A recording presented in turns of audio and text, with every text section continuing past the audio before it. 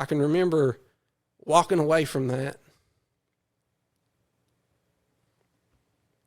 and God just pricking my heart and just saying, what did you accomplish with the platform I just gave you?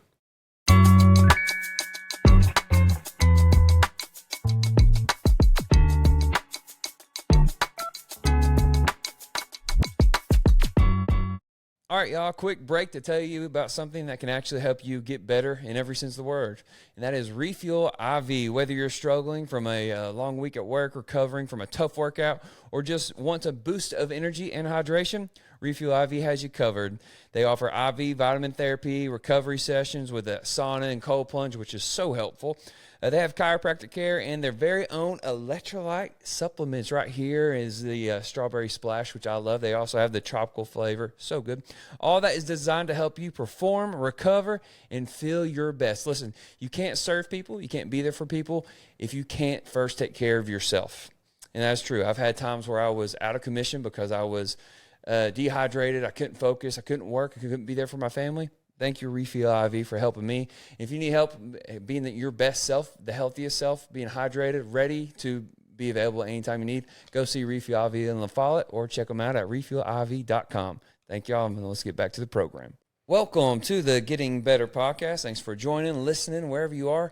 Always choosing to get better, and as always, getting better with one of my best friends. Gage, how are you? What's up, man? I'm doing great. It's getting cooler weather, which means it's basketball time. But that's what makes me excited. Colder weather. I don't know nothing about that. But yes, it's getting closer to basketball season, and a basketball stud, all-around athlete stud. Great defender. Great defender, still to this day. Still to this day, yeah. And just all-around great human being that I admire always, and especially from afar.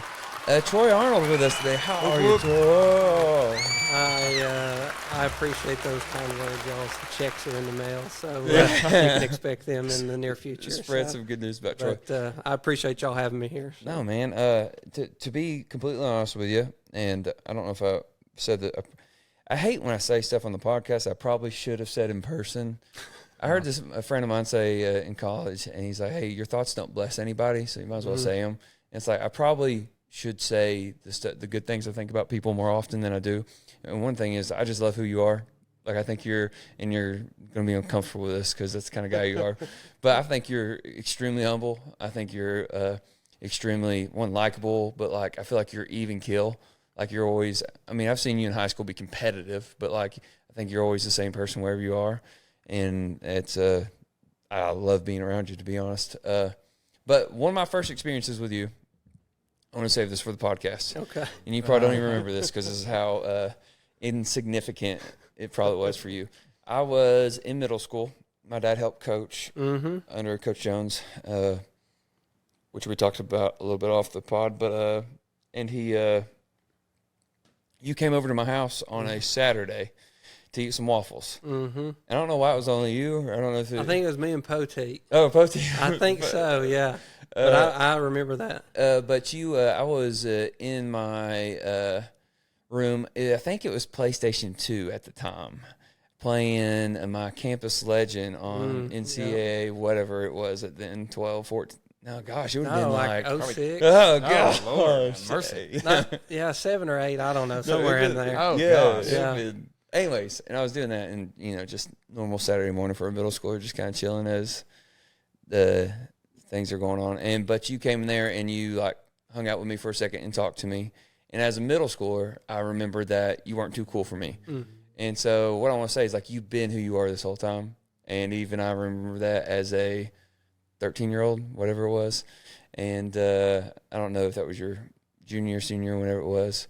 I can't remember. Probably it may have been my senior year. So I think that's. So you may have been too cool for your junior, but your senior year. Maybe, yeah. No, I'm still. Your dad constantly reminds me of that morning. I'm like, I'm still waiting on another invite for breakfast. So, and we can relive it. I'm sure your room's still there. We can just go. Exactly. Actually, my room is still there. They took away Spencer's. Mine's still there. Okay, all right. But no, man. I just want to say, like, you've been who you are this whole time and watching from afar. I know our lives don't always intersect all the time, but sometimes just through school system stuff and things. But I just want you to know I remember that as a 7th or 8th grader, and I'm sure you've had many bigger and better impacts than that. So, well, like like you just said, I appreciate you sharing that. And so I do remember eating at your house. I don't remember going into your room and hanging out, but I do appreciate you sharing that. And again, it's encouraging, and hopefully we can clip this to hear you bragging on me, and we can send it to my wife. You think we can? Yeah, do that? man. So, okay. Yeah, absolutely. I think we need to clip it and see if Joey will have you over for waffles. I think again. so too. Yeah, Yeah, we can figure that out. Twofold. Yeah. Thanks for coming on. Thanks for hanging out with us. And I know you got a family, and you could be hanging out with them. And as I still call myself a new father. She's 17 months old now, so like I'm learning a lot. But it's so much fun. I had no idea how much fun it'd be, and I'm not going to speak for you, but I think it's a lot of fun. No, I'm with you. 0 to 18 months is tough for me. Yeah. And then 18 months, they kind of get a little personality. Yeah. They're getting a little more mobile. And, I mean, from that point, I've enjoyed Laney's 8, Harrison's 5. Wow. And that's crazy. And we've got one on the way. And so I've enjoyed every stage. It's awesome. No, that's awesome. That's awesome. Well, I want to congratulate you on Carroll First Baptist, right? Yes, sir. I appreciate that. No, that's awesome. And I think some different stuff we have in common. Our dads have been involved in ministry pretty much our whole lives. I don't know exact background, but I think I think people think there's a lot of cons to that, and I'm sure there is, but I think there's a lot of pros. Yeah. And I'm thankful for the foundational time with that. I'm sure your dad taught you a lot, and I'm sure there's stuff you didn't want to listen to from your dad, and it's kind of how I was rolling with some of it. But as far as like growing up in church, your dad being so involved in leading ministry, not just, a lot of people kind of just, I think the language we kind of use sometimes in church, people like to consume and not contribute. Sure. Yeah. And spectate instead of participate. Yeah, exactly. Yeah. And I think you, by default, are automatically a contributor when when your dad's in that kind of role. But can you just explain, like, maybe your church background as far as growing up with that as pastor kid, maybe the time where you really made your faith your own too? I think that's always an interesting topic, because like people will think, well, Troy's just always been church, so that's who he is. It's like, no, there's times where it's like, when did it really like click for you? And there's probably, I mean, if I look at my life, I'm engaged too, there's probably different times in my life where it's like, something might click more, or I know I'm taking a spiritual step, maybe. I don't know if I'm explaining that well. No, you're good. Go ahead. Yeah, you're exactly right. Just mom and dad moved here in 89. I was born in 90, and so moved here to be at Cedar Hill Baptist Church. That's where dad pastored for 31 years, and I grew up there. And thankfully, like you said, a father we're not called to be our kids' friends, And so he took me places I didn't want to go. He took me to visits I didn't want to be on, and I was able to watch him minister and just share God's word, and share God's love through how he interacted with people depending on the situation. And so, but you mentioned making my faith my own. I'm still in his shadow, and I'm thankful for that. But there was a time where I wanted to be my own person, and so you go off to college, right? Right. And man, I'm on my own, and there's a lot of growing pains that you make when you're on that. You think, okay, I've done it mom and dad's way for 18 years. Now it's my time, and so I made mistakes. I did stuff I shouldn't have. And one thing that sticks out to me that I can remember, Matt and Justin had just got hired, and they asked me to come back and speak. And so I said, you know what, I'm gonna speak to. I'm sure I'll speak to them, And is this like a pregame? Or no, it like was. I think it was like a summer camp. Okay. He just wanted me to speak to the team and the campers, and I was going to go in there, and I said, you know what, I'm going to go in there, and I'm going to try to inspire them and give them some worldly wisdom. But, mentioning Jesus and mentioning God, that's my dad's stuff. For me, I'm just gonna talk facts and talk what I hear coaches say. And so I'm not going to mention Jesus or God. I'm not going to make it religious. I'm not going to do any of that. And that's what I did. And I can remember walking away from that, and God just pricking my heart and just saying, what did you accomplish with the platform I just gave you? And it wasn't anything, right? I went down there, and I don't even remember what I said, and neither do they, because it was of no substance. And so I can remember I left there, and that's when it kind of, my faith became my own. I've been saved without a doubt. I was saved at VBS when I was 7 years old. Now, I will say I stayed in the nursery for far too long. I stayed on the milk far too long. But thankfully, the Lord just continued to say, Troy, buddy, you're not where I want you, just like a father does, right?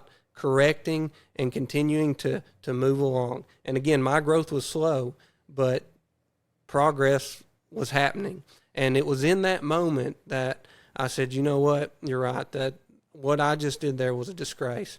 And I think that's when I kind of started to grow. Did I make mistakes from then on out? Absolutely. But I started to grow, and then I was able to move back to the area after going to school and got married to my high school sweetheart, Jamie, and so we settled down here, and I continued to serve at Cedar Hill with Dad, and again, just he continued to pour into me, not as a father now, but now his raising was done. Now he could be my friend and my mentor. And so I was able to see a different side of him. And again, he battled cancer for the last 15 years of his life. And we could go on into that, just how I observed him face those trials with a sense of joy that doesn't come from this world. And so, but that's probably when I made my faith my own, when Matt and Justin gave me that opportunity. That's awesome. There's so many, I think, good things to dive into that too. So many, especially the story about making your faith your own. What a perfect way to enter that in such a real way.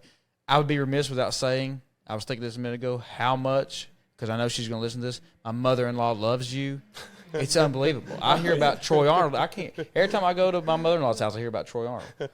And so I'm like, this guy's awesome. Yeah, Miss Bain, she's a little biased though, but she's had my wife and me, so it's awesome. It's literally, I think she might be your number one fan. I thought she was mine. Oh no! I hate to break it to you, she's Troy's, 100%. I appreciate 100% Troy. That's funny. But as you're talking about this, Troy, and your dad's a pastor and growing up in church, I'm kind of curious, maybe like those high school years into maybe the college years. If there's kind of, and I was saved young. I think you'd probably say you were saved. There's a time where it's like, you're kind of almost separating your church life from your real life. You know what I mean? Can you talk about how in those moments, high school, other than the time where it becomes real, how do we, or high schoolers or college kids or young age kids, whatever, as they're coming into their faith, how do we go about that? How can we connect our church life and our real life into one whole? Is there something that I don't know? Is there something that you can think of that we can kind of to take from just to make it real in our real life? You talking about like when our high school students go off to college? Yeah, or you know how it is, where it's like I'm going to go to church on Wednesday, I'm going to go to church on Sunday, but it's hard to make it become real or hard to make it seem real. It doesn't always translate from Sunday to Monday for people. Gotcha. Like how they look on Sunday when they're walking the halls in school, they're totally different. 100%. Yeah. How can we make it, because more I think real? most kids, because I think adults do this too. Even like me in my line of work, sometimes is like, I have a very good Christian response to this, but is this a good time to say this? It's kind of like sometimes the thing, and I don't want to be two-faced for sure, but I also just want to make sure I'm timing this right, because I don't want to just, Well, you can kind of gauge too, like, is this person about to be receptive to what I'm going to say, or do I need to continue to build this relationship, not condone or accept what they're saying, but at the same time, just continue to build that trust with them, so when I do kind of lay the hammer down, they'll be receptive to it, and again, there's no easy way to distinguish that time, but you mentioned how do we make it real. I don't know if there's an answer other than Jesus, right? Like, we talk about changing behaviors, inspiring these young guys to change their behavior. Well, no, we need to introduce them to the one who changes our heart, right? And so that comes with maturity. Again, we sometimes they got to go through those baby years and make the mistakes so that they can look back on that and, Lord, thank you for your mercy that you've given me. You've gotten me this far, and I've been able to learn from everything because you have shown me and you've kept me by your sovereign hand. And I think it's very tough in high school because number one thing high schoolers are worried about are what other people think. Oh, yeah, right? for sure. Yeah, and for I sure. was too. Yeah, same. That's the reason I did what I did when Matt and Justin asked me to talk. I was like, these guys, I want to be cool to them, so I'm not going to mention this. And so I think that's what you have to get over. And again, it's hard for me to tell a high schooler to do that because I never did until I got in college and again made my faith my own and was like, you know what, I really don't care what people think. Yeah, so I think that's a good transition to your principal at Campbell County High School. And as far as what does it look like to be in school administration with the biblical worldview? How does that? I know we have a lot of good people in administration, so like, and I don't know all of them as well as you, so I can't speak for everybody. But I know your foundation, and I know your worldview. So like, if Christ is living in us and we are following Him, it should change the way we see people, I believe, and the way we do our jobs even. And can you talk about maybe what you think might be some slight differences in like maybe how you want to go about being in school administration, dealing with kids, parents, teachers, whatever, because you have to deal with all that. Yeah. What are some ways that you think maybe is a little bit different as far as doing your job from a biblical worldview?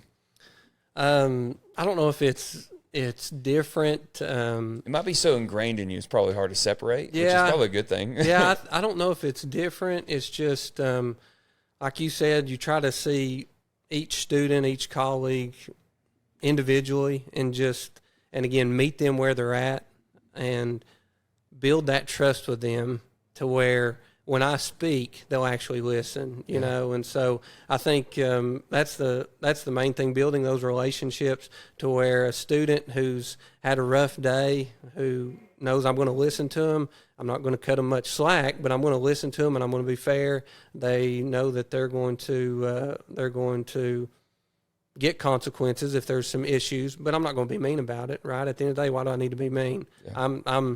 I am placed in a position of authority, right? So I don't need to abuse that with power. I just need to speak truth and, share the truth in love, which is, again, biblical. But I think the main thing is just having, like I talked about with my dad, is a sense of joy, which only comes from Jesus Christ, and that joy, not happiness, but joy. Like even when things are bad and this student is breaking my heart with what they had to go through, I can still come at them with not an emotional response, but a response that is rooted in the Bible. They may not know that it's rooted in the Bible, but I'm going to share with them that joy that is unending regardless of the circumstances. And I think that's the main thing, even like upset parents, right? They cuss you, whatever, they're mad, but that doesn't affect me, Does it upset me? Absolutely, because I'm human, right? I don't want to be cussed at, right? Come on, can't we get along? I'm not trying to be mean, but at the end of the day, well, their opinion of me doesn't matter, and so and that's what I try to share with our kids. I talk to them. My haircut gets a lot of topics amongst high school students. I'm sure you can imagine. Right. But that's what I tell them. Like, hey, sometimes I hear y'all call me Mr. Clean. You know that? And they just start laughing. And I'm like, do you think that hurts my feelings or bothers me? And they're like, I don't know. I was like, well, it doesn't, because I care about you, but I don't really care what you think about me. Yeah. But then I say, but my wife, who I have a relationship with, who I love dearly, if she calls me Mr. Clean, man, that kind of hurts a little bit because she knows me and I have entrusted myself with her. Yeah. And so I try to use that to tell, hey, the people that are not your friends that are upsetting you, don't worry about it because they're not your friends, right? And so just little things like that to where, that joy that Jesus brings, again, the world, the circumstances can't take that away. We may be mad, we may be upset, we may be sad, happy, whatever it is, but on the inside, we're, pretty solid, even keel. Yeah. You know, again, being a sports, both y'all are in sports, a thermometer and a thermostat, right? Y'all have all heard that, right? Thermometer, it measures the temperature. Thermostat sets the temperature. And as Christians, when we walk into situations where it's sad situations, it's happy situations, joyful, whatever, we need to set the tone with the personality, with the joy we bring in that situation. So, you know, I want to say too, Troy, I appreciate that so much about you. I admire that about you, because we need good Christian people in all jobs. And I'm not, you know, it just so happens we deal with kids every day, you know, as educators, but as administrators. And there's got to be people who are shining the light. And I think it's we have some great administrators. Mine is a great administrator, you know, Christian, and I can see the same for you. And so, as educators and administrators, we try to be that. We try to be that light. But as leaders, of course, I lead in the classroom, but I'm not I'm not necessarily the leader at the school, and I've not had the chance to ask my principal. As a leader, how do you convey that message of hope and of light, not just to the kids, but even to the teachers that are under you? You know what I mean? How can you convey that without actually, you know, hey, I'm gonna throw this Bible right here in your face. You know what I'm saying? How do we do that? I think again, I always say, people ask me about like principling. I say, well, I principal like my dad pastored. Oh, that's good stuff, man. That's awesome. That school, I view it as my church. Yeah. And the teachers, they don't get to leave or come, but they're the members there. Yeah. And so I try my best. And again, the staff, the admin team that I work with, we do a great job of communicating with what's going on in teachers' lives, to where, man, we need to run to the funeral home because this is happening. And do we hit everyone? No. But we try our best to knock on a door, to check on them. And again, we're not throwing up a sign that says, hey, we're a Christian. This is the Bible verse. We are doing it in deed and in action. And so I think that's the main thing. Like if they miss a couple days, you call them. You know, hey, I know so and so's sick, your kid's sick. You know, you just check on them. And again, they may be having rough days, but they know that we care about them. And I think you just do that with everybody you work with. Right, you know, sure. and with the students as well. The students is a little harder because there's so many of them. But if there's somebody who's missed some days for a family issue, you try your best to when you can kind of get a still moment, just to reach out and say, hey, you know, so and so sure does mean a lot to our school. We just want to check on them because they've missed 4 days in a row. Everything okay? You know, and I think you do that, and that leads people to ask, what is different? And then that opens up for us to share the gospel, you know. Absolutely. For sure. Changing gears, you kind of talked about it some, but and as long as you're comfortable talking about your dad, it seems like you are. Those last 15 years, and you said your relationship changed from father-son to almost like father-friend, or friend-friend. But in those last 15 years, you said he was carrying joy, even though in the middle of all this stuff going on. Can you maybe describe what that looked like exactly? Just because I think that's not that we want to compare stuff to Job or whatever, but when you go through stuff in life, I think what matters a lot is how you do it. Yeah. And I think the fact that he was able to do it so joyful is powerful. So maybe just share what that looked like. Yeah. And before I get into that, I want my dad was able to do all that, first off, because of Jesus Christ, but he had a helpmate in my mom. And my mom, and I'm a crier, so I don't know if y'all know that, so I'm a crier. But my mom gets very little credit because she was always in the background. But, you know, she was rock solid for my dad, you know. Yeah. He never had to worry about what the doctors were saying because mom was listening. You know, he was sitting back there listening. Kathy, if you mess up, then I'm going home. It's okay. But she was in charge of the medication and all that, and he would take like 40 pills in the morning and then like another 30 at night. And mom, she kept all that, you know. But yeah, I could share so many stories about my dad, and we don't have time. But one thing that I vividly remember was he had a big lung surgery in 2016 down in Georgia. And after that, he never really was the same, passed away in 2020. But I can't remember when it was in between 2016 and 2020. But he had a spell. He'd actually seized up at the house. Life started him from Jacksboro Middle to Fort Sanders and thought it was a stroke. But they got him back there, and it was around Martin Luther King Day. And you know, he's back there in his gown with his shoes looked like they were 2 sizes too big, and we were back there, and he's just Dad, you know, nothing. He kind of got out of whatever was going on, and the doctor came in, and we were standing there,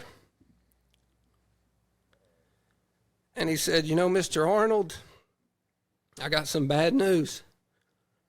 He said, "That cancer that's been in your lungs, you know, it's went to your brain."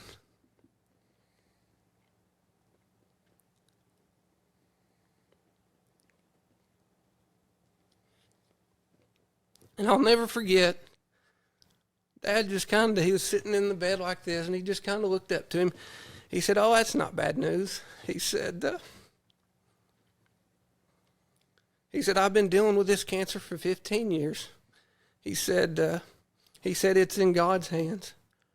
And he began to talk about Peter. And of course, he was talking about how Jesus had restored Peter. And he said, "Peter, listen, there's going to be a time when, you see, you denied me 3 times when people were trying to associate you with me." And he said, "There's going to be a time where that's going to happen again. But instead of denying me, Peter, you're going to stay strong, and they're going to bound you, and they're going to take you where you wouldn't go on your own." And you see, all those hospital visits, all those places that Dad went with that cancer, he would not have chosen that. I wouldn't choose it. None of us would choose that on our own. But God takes us there to be a light for him. Maybe that doctor, maybe that nurse, maybe somebody needed to see what Jesus can do. That when you get the diagnosis that the cancers went to your brain, it doesn't rock our world, right? Because again, whether I live one more day or 50 more years, I know where I'm going, right? And so I think that probably sums up my dad the best. Was he always happy and all that during that time? No, because he was in a lot of pain. But that joy that only comes from Jesus was always there. And no matter the diagnosis, he could always just say, you know, "That's not bad news. We'll just keep going." And so I think that's probably the biggest thing that I took away. Again, there's so much that Dad taught me, and just like again your dad and I don't know your dad, Gage, but our dads are special people, and it's just what he taught me I could talk for hours on. So that's awesome. That is great. Thank you for sharing that too, man. I appreciate that. When I think about, you know, of course, my stepdad is the biggest influence in my life, and when I think about your dad, you know, as pastor, obviously Troy, your dad was a pastor. My stepdad's not a pastor. He's kind of like he's one of those guys that wants to be on the street. He's more like Peter. He's a street type of guy. You know, he likes to. But the only reason I say that, earlier I heard you say, you know, your dad took you to places you really didn't want to go to. When I was little, Steve, you know, he would take me out, and we would whether it be delivering food to people or places like that. And I think those little things teach you such huge lessons about being the hands and the feet of Jesus. And just hearing you tell your story about how important your dad, you know, is to you. Obviously, I know yours is to you, and as my stepdad is to me. Just what an influence, man, they have on our lives. And I just appreciated hearing that story from you. That was awesome. Yeah. And I think that sometimes as we're the fathers now, you know, a lot of times we want to say, I've got to make this visit. Here's somebody. I don't know if I can take you because I don't know if it's the right setting.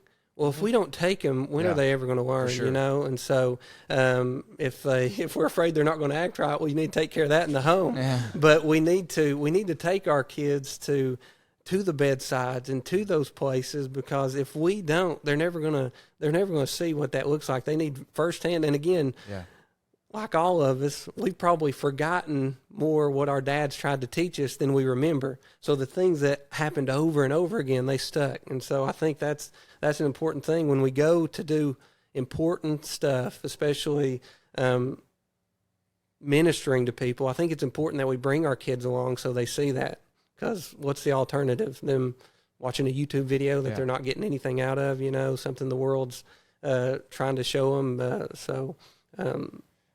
I think it made my faith feel more real to me. Yeah. Yeah, and then I'll just when I was in college, my dad called me, and there was a lady that we went to church with, and she, when I was a kid, and she worked in the, this is when I was real little, probably like 3rd or 4th grade. She worked in the kitchen, volunteered there. All the grandmas that are retired working in the kitchens, making this stuff. And Wednesday night, there was always food at this. And so and of course, me being me, I was always hanging around them and around the kitchen and everything. And being pastor's kids, you're there before everybody and after. And so I can't, and I don't want to say her name on here because, one, I don't want to get it wrong, too. It doesn't matter really. But but she was sick and she was in the hospital. And my dad called me while I was at school, probably I think it was my sophomore year. And I went down to the hospital and visited her. And at this point, we didn't go to church with her. And I haven't talked to her. I'm a dumb, 19-year-old at this point.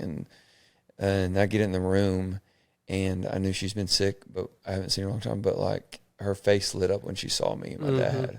One, because people came to visit her in those moments, I'm sure. But two, she wasn't doing well, and she wanted to hold my hand there for a little bit. And I'm 19, and of course, and just seeing this happen is I'm so thankful my dad called me, because I wouldn't have thought twice about it when I was 19. Thought I was cool and playing basketball and things, right? And it's one thing that showed me is I want to show up, you know, like me and you ran into each other at a funeral recently, and I was like, Troy gets it, and that's just showing up for people matters. Yeah, and like I said, you don't hit 100, you're not 100%, but I mean, and when you do that, so many times, just like you mentioned, you go to be a blessing. Oh yeah, but then you get blessed more than anybody. Absolutely. Yeah, and that's exactly where I meant to go with that. When I started, I was like, oh my, and it just opened my eyes completely. Yeah, to one, that lady remembered me, and from a kid, and two, I don't know, it's just so that stuff. And I wasn't 8 years old, but I still I wouldn't have done that without the Father. Yeah, inviting me really. And I don't know, man. That's some good stuff. Yeah, give me one more story from your dad that you love, because I just think that I could sit on this topic all day. Gosh, yeah. And if it's not, if it's too much, you don't have to. No, I shared one at his funeral. I guess. Well, I'll share, let me see, middle school. We'll do middle school. Gauges in middle school. He'll enjoy this. Yeah, thank you for that. So, things are, boys are noticing girls now. Girls are noticing boys, and all that's going. So 6th grade Troy, I'm,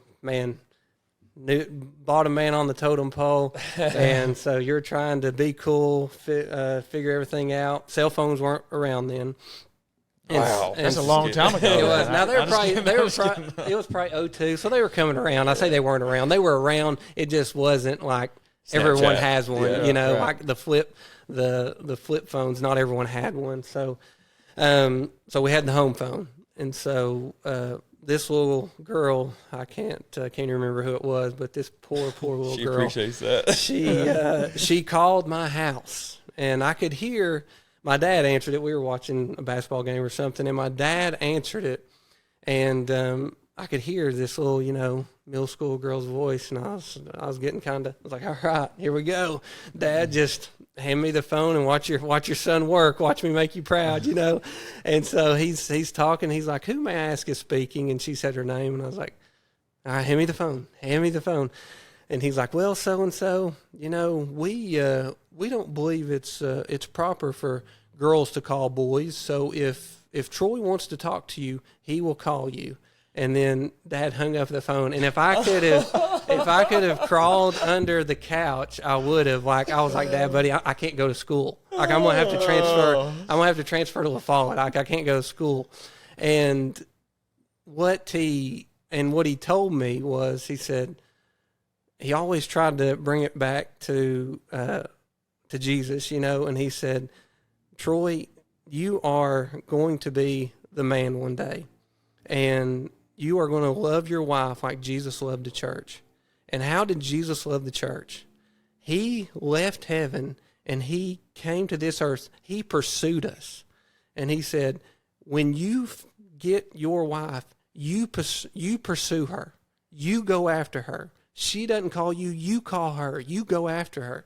And what that did was, first off, it probably saved me a lot of heartache because no girl ever wanted to talk to me again after that. So my middle school years were pretty lean as far as girlfriends because everybody was scared to death. Oh, don't call Troy. I was like, okay, here we go. So, but then 2005, I get into high school and I get to know this girl named Jamie Burge, right? And I pursue her. And 2005, what is it? 20 years later, we're married. We've got 3 kids. We've got 2 kids, one on the way. And again, was that did that change the course of my future? Probably not. Did I fall into temptation less as a middle schooler? I probably did, because my dad's hard line he drew. But the lesson that he taught me in that we are to pursue our wives every day, pursue them, just like Christ pursued the church and loved him and loved us and gave himself for us. That sacrificial love, like you were to give that to her. And so that was probably one of the more impactful lessons that he taught me, but also probably one of the more embarrassing. So God. That is awesome. I love talking about these stories too, man, because it makes me think about some of my, you know what I'm saying? It just brings up some on. I poke fun at my stepdad all the time because he's a big story guy. Everything is connected. He connects everything to a story. And I was like, dude, He's trying to teach like Jesus. I said, you tell as many parables as Jesus does. He was over at the house the other day. That's a gift. Oh, I was like, dude, how do you do that? They're lies, But dude. my They're poor not brother, my poor brother gets them. I know he gets them left and right. Yeah. So That's but a gift I to be love able it, to man. do that. Yeah. I mean, mowing the grass, he'll call me and he'd be like, listen to what the Lord showed me while mowing the grass. Or listen to what the Lord showed me about this cup that I just drank out of a minute ago. I was like, dude, what in the world, Oh, that's good. Transition a little bit. Now you're at Carroll First Baptist, and you mentioned being in your dad's shadow of some sort, and kind of I don't want to say doing your own thing. It sounds like a selfish ambition, but like kind of leading ministry instead of being under your dad's wing a little bit. Transitioning into that, what did that look like for you? Was that tough to? Did you always want to be involved in ministry at the level that you are, or what was there a time where you were like, okay, I know I want to be a part of this? Yeah. Because I know for me, I'll just relate a little bit. I know there was times. I think I'm 19 is when it really clicked for me. When I remember sitting in the back of a very, very small service. And I was like, all right, I know I want to be a part of. I don't know what I want to do. Yeah. I know I want to be a part of what God wants to do. Yeah. I want to serve the local church with as much as I can. Did you have a moment like that, or did you pull back and forth maybe a little bit? Yeah, I think I struggled probably a little longer than you did. 18 years old, we do youth Sunday. So pastor's kids, senior year, everybody expected me to preach. I was like, I'm not doing it. I'm not going to do it. And finally, Dad, he stayed pretty silent, but he's like, Troy, buddy, you going to preach? And I'm like, no, I don't think the Lord's calling me. I was like, well, how do you know? I said, well, I just don't feel it. He said, sometimes, and there have been people ask and ask, Troy, you come on, preach. Why don't you preach? Why don't you preach? People love you too. Well, I want you to know that too. Well, he said, well, sometimes God speaks through other people. And I was like, okay, I can't argue with that. So I ended up preaching, and man, I loved it. That's and, awesome, and man. so and so there that seed for, I guess, being a pastor was planted, I guess, there. But again, I go off to college, and I'm like, okay, I want to do my own thing. But that desire was always it was always there. It was me forcefully pushing it back. And so, grow up, get married, move back here, become a deacon. So work as a deacon under my dad, and enjoyed that, serving people.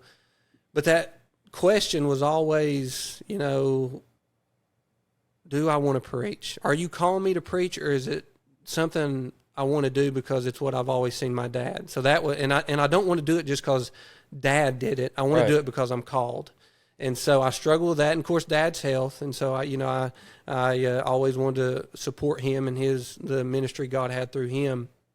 And then he passed away in 2020, and we brought Brian in, and Brian just continued to go right along, and I was a deacon under him, and again, just helping him transition to this area and into the church. I felt like that's what God was calling me to do, and I think it was, and then here we are 5 years later, and man, the past probably 2 years, it was just really laid heavy on my heart, and it's something I struggled with.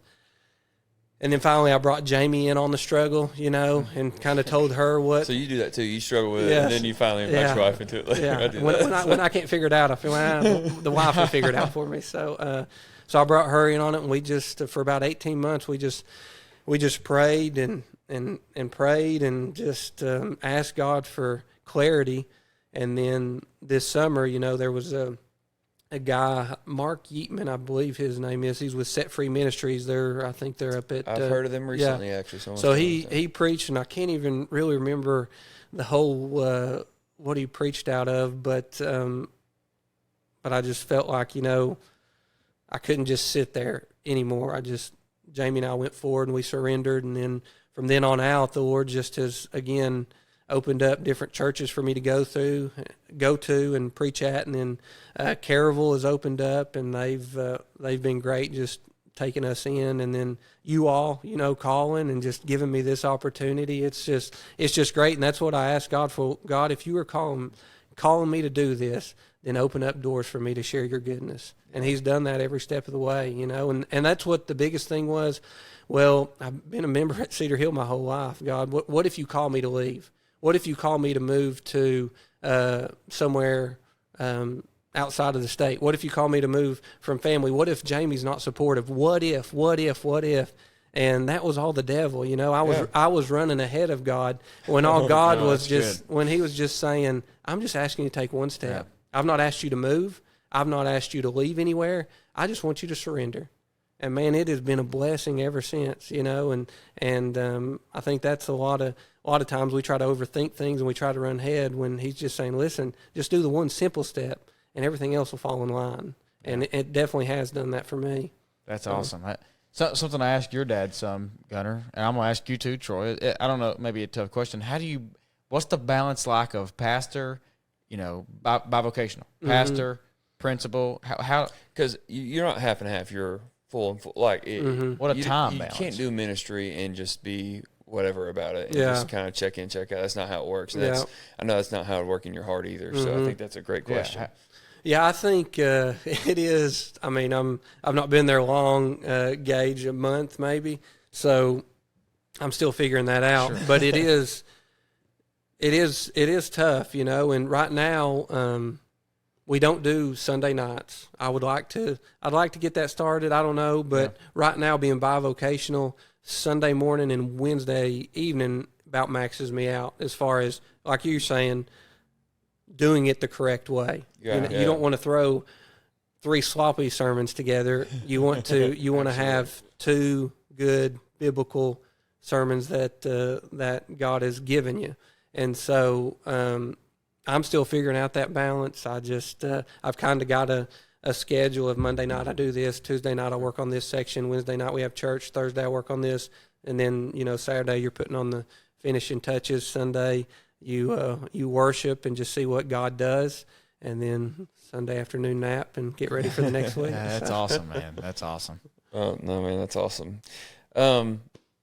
Well, thank you for your time. Gage, we're going to ask him one last question. We'll get him out of here. I could talk to you all day, Troy. Thanks so much for your time.